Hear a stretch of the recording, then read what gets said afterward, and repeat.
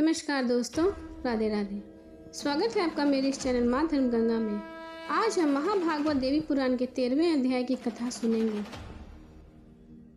श्री महादेव जी बोले, वत्स मैं वह कथा सुना रहा हूँ जिस प्रकार सती ने 2 रूप धारण करके मेनका के गर्भ से हिमवान के घर पुत्री के रूप में जन्म लिया।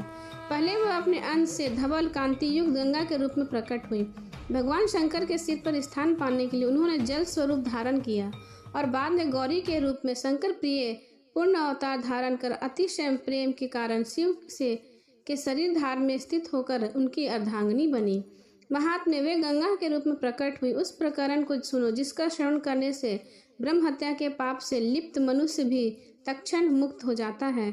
सुमेरु की पुत्री मेना गिरिराज हिमवान की पत्नी थी। जगदम्बा ने अपने अंश रूप से उनके यहाँ पुत्री रूप में जन्म लिया। सती के रूप में गंगा से मेनका के गर्भ से आई और गिरिश्रेष्ठ हिमवान की पत्नी ने एक सुमुखी सौभाग्य सुंदरी कन्या को जन्म दिया। वैशाख मास के शुक्ल पक्ष की तृतीया के दिन मध्याह्न में गौर वर्णा सुंदर मुख कमल वाली गंगा प्रकट हुई। वे 3 नेत्रों और 4 भुजाओं से सुशोभित थी। कन्या जन्म की बात सुनकर पर्वतराज बड़े प्रसन्न हुए। उन्होंने ब्राह्मणों से यथाचित वाचन कराकर उन्हें प्रचुर दान दक्षिणा दी। शुक्ल पक्ष की चंद्रमा की कला तथा वर्ष कला में नदी के जल के समान वह कन्या पिता के घर में बड़ी होने लगी। एक दिन पर्वतराज हिमालय जब उस कन्या को गोद में लेकर अंतपुरे में बैठे थे, उसी समय साक्षात भगवती के अंश से गंगा को उत्पन्न हुआ जानकर ब्रह्मपुत्र देवर्षि नारद उनके दर्शन हेतु वहां पधारे। जिन प्रकृति की आराधना करके भगवान शंकर कामरूप क्षेत्र में स्थित रहते हैं। नारद जी बोले, प्रभु सुनिए, मैं उस उपाय को बताता हूँ जिसे भगवान शिव का रोष हम लोगों के प्रति प्रसन्नता में बदल जाएगा। ऐश्वर्यशाली गिरिराज हिमालय धर्म यज्ञ हैं और उदार भी हैं। इंद्र देवताओं के साथ लेकर आप उसके पास जाकर गंगा को मांग लें। आपके अनुरोध से वे अवश्य भगवती गंगा को आपको प्रदान कर देंगे। तब उन्हें स्वर्ग में लाकर एक बड़े उत्सव का आयोजन करके भगवान शिव को उसमें आमंत्रित कर आग्रह पूर्वक गंगा को उन्हें प्रदान कर दीजिएगा। जैसी छाया सती उनके सिर पर स्थित रही, वैसे ही जल स्वरूप में उनके सिर पर निश्चित ही सुशोभित रहेंगे। इससे भगवान शंकर प्रसन्न हो जाएंगे। ब्रह्मा जी बोले, पुत्र तुम चिरंजीवी हो, जैसे तुमने कहा वैसे करने से भगवान शंकर अवश्य प्रसन्न हो जाएंगे। अंत पुत्र तुम शीघ्रता पूर्वक इंद्र देवों के पास जाकर उन्हें सारी बात बताकर मेरे पास आने का संदेश दे दो। श्री महादेव जी बोले, ब्रह्मा जी के ऐसा कहने पर नारद मुनि प्रसन्न होकर वहां गए जहां मना इंद्री देवगण विराजमान थे। नारद जी बोले, प्रभु देवराज, मैं ब्रह्मलोक से महात्मा पिताजी की आज्ञा से आपके पास आया हूँ। मृत्यु लोक पे हिमवान के गृह में साक्षात देवी सती ने पुत्री रूप में जन्म लिया है। वो देवी अपने गंगा स्वरूप में आई हैं। उन्हें स्वर्ग ले जाने के लिए ब्रह्मा जी पृथ्वी तल पर जाएंगे। देव श्रेष्ठो, आप लोग शीघ्र ही मृत्युलोक चलने के लिए ब्रह्मलोक आए। देवगण बोले, मुनिवर आप क्या कह रहे हैं? ऐसा स्वयं सती ने मृत्युलोक में जन्म लिया है। क्या भगवान शंकर को यह बात बता दी गई है? नारद जी बोले, उन गंगा को स्वर्गलोक में लाने के बाद मैं शिव जी के पास जाऊंगा। देवगणों आप लोग शीघ्र ब्रह्मा जी के निकट पहुंचे। श्री महादेव जी बोले, तब देवगण तथास्तु कहकर ब्रह्मलोक पहुंचे। हर्ष से विकसित मुखमल वाले उन इंद्राणी देवगणों ने जगपति महात्मा ब्रह्मा जी को प्रणाम किया और हाथ जोड़कर पूछा, प्रभु हमारे लिए क्या आज्ञा है? ब्रह्मा जी बोले, महादेवी सती हिमवान के घर में अपने अर्धांश रूप गंगा रूप में जन्मी है। इसी प्रकार उमा भी वहां अवतार लेंगी। उन ज्येष्ठ पुत्री गंगा को स्वर्ग में लाने के लिए हम लोग वहां चलेंगे। इंद्र, कुबेर, वरुण, चंद्र, सूर्य, अग्नि, वायु और बुद्धिमान नारद, आप सब लोग अपने अपने स्थानों से मेरे साथ चलने को शीघ्र तैयार हो जाएं। श्री महादेव जी बोले, सभी देवगण ने ऐसा ही किया। कहकर गंगा को मांगने का विचार कर महर्षि नारद तथा ब्रह्मा जी के साथ हिमालय के पास शीघ्र पहुंच गए। देवताओं की चेष्टा जानकर महादेवी गंगा ने उसे पिछली रात्रि को ही गिरिराज को स्वप्न में श्वेत वर्ण त्रियाना मकर वाहना एक देवी दिखाई दी। वे सामने आकर बोली, पिताजी मैं आपकी पुत्री हूँ, एकमात्र ही आधा प्राकृतिक हूँ और मैं ही हूँ जिसका दक्ष प्रजापति की पुत्री सती के रूप में पिता के यज्ञ में शरीर त्याग कर अपने पति शिव से वियोग हो गया था। शिव जी मेरे वियोग में व्यवस्थित होकर काम रूप क्षेत्र में रहने लगे हैं। वे मुझे पत्नी रूप में पुनः प्राप्त करने के लिए तप कर रहे हैं। आपने भी पुत्री रूप में मुझे पाने के लिए भक्ति पूर्वक मेरी आराधना की है, इसलिए आपसे अधास में इस समय अपने घर आई हूँ। अपने दूसरे अधास से भी आपकी पुत्री बनूंगी। मुझे ले जाने के लिए ब्रह्मादि देवगण आपके पास प्रार्थना करने आएंगे। मैं उन देवताओं के साथ स्वर्ग चली जाऊंगी और उन देवताओं के द्वारा भगवान शंकर को दे दी जाऊंगी। पुनः उन्हें पति रूप में प्राप्त कर लूंगी। पिताजी, मेरे लिए आप मोहयुक्त होकर कभी शोक ना करें। पिताजी, मैं आपको यह बात पहले इसलिए बता दे रही हूँ जिससे आप ऐसा होने पर दुखी ना हो। गिरिराज से स्वप्न में ऐसा कहकर वह गंगा जी अंतर्ध्यान हो गई और वह हिमवान जग गए। उन्होंने गंगा जी की कही हुई सारी बातों पर विचार करने लगे। गिरिराज को इस विषय में पहले जो मोह था वो दूर हो गया। मुनि श्रेष्ठ, तब महान तेजस्वी ब्रह्मांडी देवगण हिमालय के यहाँ गंगा को ले जाने की इच्छा से आए। उन बुद्धिमान गिरिराज ने उन्हें प्रणाम कर कहा, देवगणों, आप यहाँ कैसे आए हैं? जो उचित हो वैसा मुझे कहिए। देवगण बोले, पर्वतराज, सभी लोगों में दानी के रूप में आपकी कीर्ति गाई जाती है। गिरि, आज हम सभी आपके पास भिक्षा मांगने आए हैं। उनका ऐसा वचन सुनकर गिरिराज को स्वप्न में देखा सारा वृत्तांत याद आ गया। नारद जी ने भी पूर्व में ऐसा ही कहा था, तब हिमालय ने कोई उत्तर नहीं दिया था। तदुपरांत मन में विचार गिरिराज ने देवताओं से कहा, देवगण, आप लोग तो त्रिलोक के स्वामी हैं। आप देवों को भिक्षा मांगने की क्या आवश्यकता है? आप बताएं कि मैं आपको क्या प्रदान करूं। तब ब्रह्मा जी बोले, वत्स सुनो, मैं बताता हूँ। जिस कारण से सभी प्रकार के रत्नों से सुशोभित ये देवगण तुम्हारे पास आए हैं, परा प्रकृति की स्वयं दक्ष प्रजापति की कन्या सती बनकर जन्मी थी। उन साध्वी ने त्रिभुवन पति भगवान शंकर का वरण किया था। गिरिश्रेष्ठ, दक्ष प्रजापति के कुबुद्धि के कारण भगवान शंकर की निंदा में लीन रहते हुए द्वेष बुद्धि से एक महायज्ञ का आयोजन किया।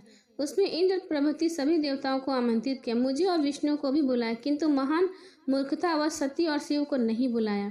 गिरि, इस कारण महादेवी सती कुपित होकर स्वयं दक्ष के नगर को जाने के लिए उद्यत हुई। यद्यपि शिव जी ने उन्हें अनेक प्रकार से रोकना चाहा। अपने प्रभुत्व के अभिमान से शिव जी ने ऐसा किया। यह सोचकर सती ने भगवान शिव के अपराधी समझा। क्रोध होकर वे उन्हें छोड़कर दक्ष के घर चली गई। दक्ष प्रजापति ने भी माया की विभूति होकर शिव की निंदा की, इसलिए सती ने अपराधी दक्ष और शिव दोनों को विमोहित कर छोड़कर अपनी माया से मृत छाया शरीर धारण कर लिया। स्वयं से पूर्ण नित्या ब्रह्म स्वरूप अंतर्ध्यान हो गई। त्रिभुवनपति भगवान शिव दुख से व्याकुल होकर छाया सती को सिर पर लिए धरातल पर नृत्य करने लगे। उस तांडव से त्रिभुवन सरातल को जाने लगा। ऐसा देखकर देवताओं ने विष्णु से त्रिभुवन की रक्षा करने की प्रार्थना की। पर्वतराज, परम पुरुष भगवान विष्णु चक्र की छाया सती से उस शरीर को धीरे धीरे काट दिया। परमेश्वर शिव उस देह के वियोग में दुखी होकर आज भी हमसे रुष्ट हैं। वे ही भगवती दक्षयाणी सती हम अब तुम्हारे घर अपने अंश भाग से त्रिलोकेश्वरी गंगा के रूप में आई हैं। यह भगवान शिव की पूर्व पत्नी है और उन्हें ही पुनः प्राप्त करेंगे, परंतु भगवान शंकर हम लोगों से रुष्ट ही रह जाएंगे। अंत यदि आप इस कन्या को हमें दे दें और हम इसे स्वर्गलोक में ले जाकर एक महोत्सव का आयोजन कर भगवान शंकर को समर्पित कर दें, इससे हमें परम आनंद प्राप्त होगा। जो जगदम्बा अपने पूर्णवास की आपकी दूसरी पुत्री के रूप में जन्मेंगी, उन्हें हम स्वयं ही परमेश्वर सदाशिव को सादर समर्पित करेंगे। गिरि, इस कन्या को हमें दे दीजिए, हम इसे ले जाकर भगवान शंभू को समर्पित कर देंगे। हिमालय बोले, कन्या अपने पिता के घर में हमेशा के लिए तो नहीं रहती, वह तो दूसरे को ही देने के लिए होती है, अपनी नहीं होती। इस बात को मैं अच्छी तरह समझता हूँ, फिर भी गंगा के जाने का मेरे मन में असहनीय दुख होगा। श्री महादेव जी बोले, ऐसा कहकर महामती गिरिराज हिमालय गंगा को गोद में बिठाकर भरे नेत्रों से बहुविध होकर रुदन करने लगे। तब गंगा जी बोली, पिताजी, आप मेरे लिए दुखी न हो, मुझे ब्रह्मा जी को दे दे। अब मैं स्वर्ग जाऊंगी। मैं आपसे दूर नहीं हूँ और ना ही आप ही मुझसे दूर हैं। आप भक्त और मैं भक्ति से प्राय हूँ। अंत आप मुझे सदा अपने निकट पाएंगे। पिता से ऐसा कहकर तथा उन्हें प्रणाम करके गिरिसुता गंगा भूतपति सदाशिव के पति रूप में प्राप्त करने के लिए ब्रह्मा जी के साथ चली गई। इति श्री 13वां अध्याय समाप्त। नमस्कार दोस्तों, राधे राधे। स्वागत है मेरे चैनल माँ धर्म गंगा में। आज हम महाभागवत देवी पुराण के 14वें अध्याय की कथा सुनेंगे। इस अध्याय में ब्रह्मा जी का गंगा जी को कमंडल में लेकर स्वर्ग में आना, माता से मिले बिना गंगा को स्वर्ग लोक चले जाना, पर क्रोध मैना द्वारा उन्हें जल स्वरूप होकर पुनः पृथ्वी लोक आने का श्राप देना, स्वर्ग लोक में देवी गंगा से भगवान शंकर का विवाह होना आदि का वर्णन करेंगे। श्री महादेव जी बोले, हे महामुनि, तब ब्रह्मा जी गिरिराज की अनुमति से गंगा जी को अपने कमंडल में लेकर शीघ्र ही स्वर्गलोक आ गए।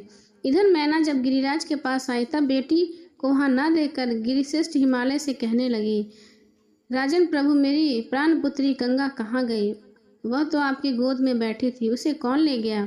मुझे बताइए। श्री महादेव जी बोले। तब गिरिराज हिमालय ने आंसू भरी आंखों से मैना को देखकर ब्रह्मा जी की याचना तथा गंगा के स्वर्ग जाने की बात बता दी। मुनि श्रेष्ठ ऐसा सुनकर गंगा के विहर से दुखी हो गिरिराज की पत्नी मैना अनेक प्रकार से रुदन करने लगी।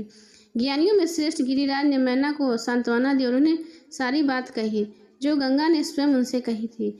अपनी माँ को बिना बताए कोई बात किए ही स्वर्ग जाने को कारण गिरिराज की पत्नी मैना ने अपनी प्राण पुत्री गंगा को कुपित होकर श्राप दे दिया। मुझ माता से बिना बताए किए गए स्वर्ग चली गई, इसलिए तुम्हें ज्वल स्वरूप पुनः पृथ्वीलोक में आना होगा। नारद इस प्रकार हिमवान की पत्नी मैना के श्राप देकर भवन में चली गई और गिरिराज हिमवान भी उनके साथ चले गए।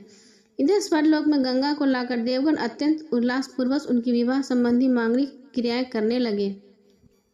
तदुपरांत प्रसन्न मन ब्रह्मा जी ने शिव जी को आदर पूर्वक बुलाने हेतु नारद जी को कामरूप पीठ महापीठ भेजा। नारद जी ने कामरूप में जाकर भगवान शिव को योगी अभ्यास के संलग्न ध्यानमग्न देखा। इंद्रियों की वृत्तियों को समेटकर योग की गहन साधना में लीन मध्यकालीन के सहस्त्र सूर्यों के समान तेजस्वी और चंद्रमा के समान प्रकाशित नेत्र वाले भगवान शिव को देखकर नारद जी वहीं खड़े रहे और सदा शिव के ध्यान को भंग करने से भय से विचार करने लगे। यदि देवी सती के हिमालय के घर में जन्म की बात इनसे कहूँ तो इनका ध्यान भंग हो जाएगा।